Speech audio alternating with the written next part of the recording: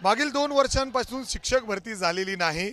सरकारने तातडीने पवित्र पोर्टलद्वारे शिक्षक भरती करून घ्यावी ही या मागणीसाठी राज्यभरातून शिक्षक आणि काही जे नवीन शिकलेले विद्यार्थी आहेत ते देखील या आंदोलनामध्ये सहभागी झालेले आहेत। पुण्यातील आयुक्त कार्यालयाच्या बाहेर या ठिकाणी अशा पद्धतीने हे सगळे जण जे राज्यभरातून आलेले आहेत ते आंदोलन करतायत। मागणी हीच आहे की अर्थात शिक्षक भरती ही लवकरात लवकर व्हावी। अनेक वेळा तुम्ही आंदोलन करून झालेली आहे या अगोदर देखील, मात्र कुठेही सरकार दाद देताना दिसत नाही का? 2 वर्षापासून शिक्षक भरती संदर्भात नुकतेच परिपत्रक काढले जातात, पण ॲक्च्युअल भरती प्रक्रिया राबवली जात नाही। याच्यावरती ते उपाय म्हणून बऱ्याच वेळेस संच मान्यता, अतिरिक्त शिक्षक, समायोजन, आंतरजिल्हा बदली अशा वेगवेगळ्या मुद्द्यांवरती अडकून ठेवली जाते। 2 वर्षापासून विद्यार्थी प्रॉपर अभ्यास करतोय, पण त्याला अजूनही रोडमॅप क्लिअर नाही आहे।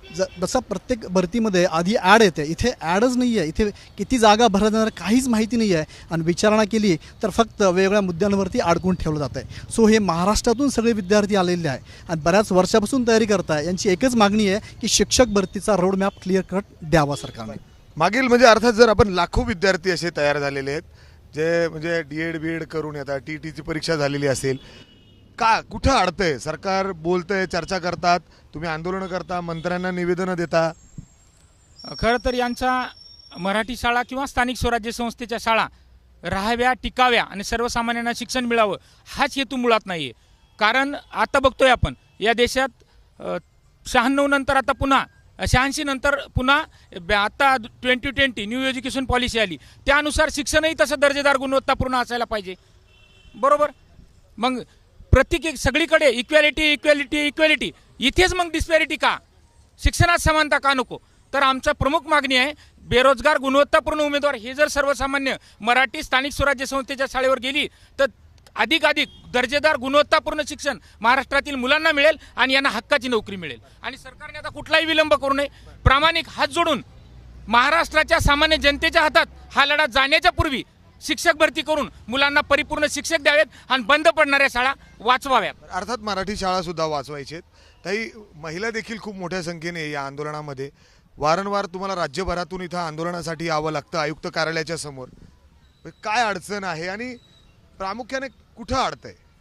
सरकारची धोरण मुळात गरिबांसाठी आहेच नाही। सर्वसाधारण कुटुंबातून आलेल्या महिला आहेत, सगळी जी सरकारची सध्या धोरणं तयार होत आहेत आणि बनलेली आहेत ती सगळी धोरणं अंबानी, अदानी अशा लोकांसाठी आहे किंवा बिझनेसमॅन लोकांसाठी आहे। आणि दुसरी गोष्ट म्हणजे महाराष्ट्रातनं मराठी संपवायचा प्रयत्न म्हणजे महाराष्ट्रातला पुरोगामी वर्ग संपवणं हा यांचा प्रयत्न सातत्याने सुरू आहे। काही महिला अजून आहेत, त्यांच्याशी देखील बोलायचा प्रयत्न करू। तुम्ही लांबून आलात, म्हणजे अर्थात तुम्हाला आता निवेदन दिलंय, काय भेटेल अपेक्षा काय वाटते? म्हणजे मंत्र्यांपर्यंत गेलात, मुख्यमंत्र्यांना काय? आम्ही फक्त त्यांचं पाहतोय की आश्वासनावरच आश्वासन आहेत। गेले 11 महिन्यापासून आम्ही वाटच पाहतोय। त्यांनी परीक्षेला खूप घाई केली आणि परीक्षेला घाई करूनही आम्हाला वाट पाहावी लागली आणि 50 प्रेफरन्स म्हणजे प्राधान्यक्रम त्यांनी आम्हाला वाढवून द्यायला हवेतच। आणि येत्या जूनमध्ये आमची शिक्षक भरती व्हायलाच पाहिजे आणि जास्तीत जास्त संख्येने शिक्षक भरती व्हायला पाहिजे। आणि आमच्याकडे आम्ही जेवढे अभियोग्यताधारक जमलेलो आहोत ते सगळे गुणवत्ताधारक अभियोग्यताधारक आहेत, तरी सरकारने आमची शिक्षक भरती अर्थात सरकार दरबारी हीच मागणी आहे की शिक्षक भरती व्हावी। मागील 2 वर्षांपासून ही झालेली नाही आणि त्यामुळेच हे सगळेजण पुण्यातील या शिक्षण आयुक्त कार्यालयाच्या समोर जमलेले आहेत। वारंवार आंदोलनं करावी लागतात।